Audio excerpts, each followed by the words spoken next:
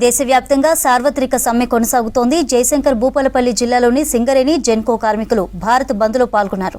కేంద్ర ప్రభుత్వ విధానాలను నిరసిస్తూ ఇవాళ విధులకు హాజరు కాలేదు. సమ్మెతో భూపాలపల్లి డివిజన్ పరిధిలోని బొగ్గు గనుల్లో ఉత్పత్తి నిలిచిపోయింది. ప్రభుత్వం తీసుకొచ్చిన 4 లేబర్ కోడ్లను రద్దు చేయాలని డిమాండ్ చేస్తున్నారు కార్మికులు.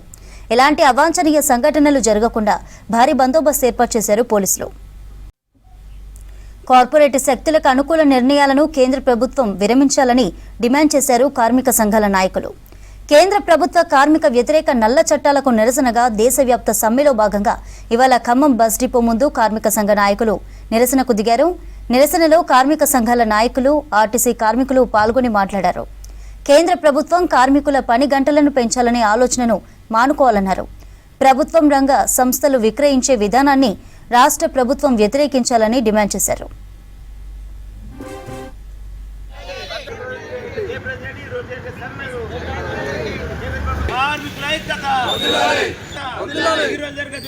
ప్రభుత్వం కార్మిక వ్యతిరేక 4 లేబర్ కోడ్లు తీసుకొచ్చింది.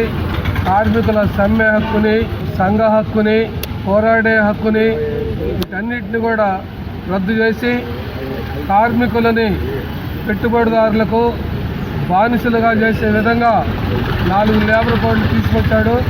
ఆ 4 లేబర్ కోడ్లు వెంటనే రద్దు చేయాలని ఈరోజు దేశవ్యాప్తంగా సమ్మె జరుగుతూ ఉంది. హోటల్కి వెళ్ళి టిఫిన్ చేసినా, బజార్లో ఏ వస్తువు కొనుక్కున్నా జిఎస్టీ కట్టాల్సిందే. చివరికి ఇన్సూరెన్స్ ప్రీమియంలో కూడా 18% జిఎస్టీ నరేంద్ర మోడీ గోల్డ్ ఓడగొట్టి వసూలు చేస్తాడు. ఈ ప్రజల దగ్గర పిండిన 25 లక్షల కోట్ల రూపాయలు ఏం చేస్తున్నావు? ప్రజలకు ఎందుకు నువ్వు ఈ సౌకర్యాలు కల్పించట్లేదు? కార్మికులకు ఎందుకు కనీస వేతనాలు ఇవ్వట్లేదని మేము నరేంద్ర మోడీ ప్రభుత్వాన్ని కార్మిక సంఘాలుగా మేము ఈరోజు నిలదీస్తున్నాం. వెంటనే ప్రభుత్వం వెనకడుగు వేయకపోతే రానున్న కాలంలో నరేంద్ర మోడీని గద్దె దించేంత వరకు ఈ కార్మిక వర్గం విశ్రమించదు. పోరాటాలు మరింత ఉధృతం అవుతాయి.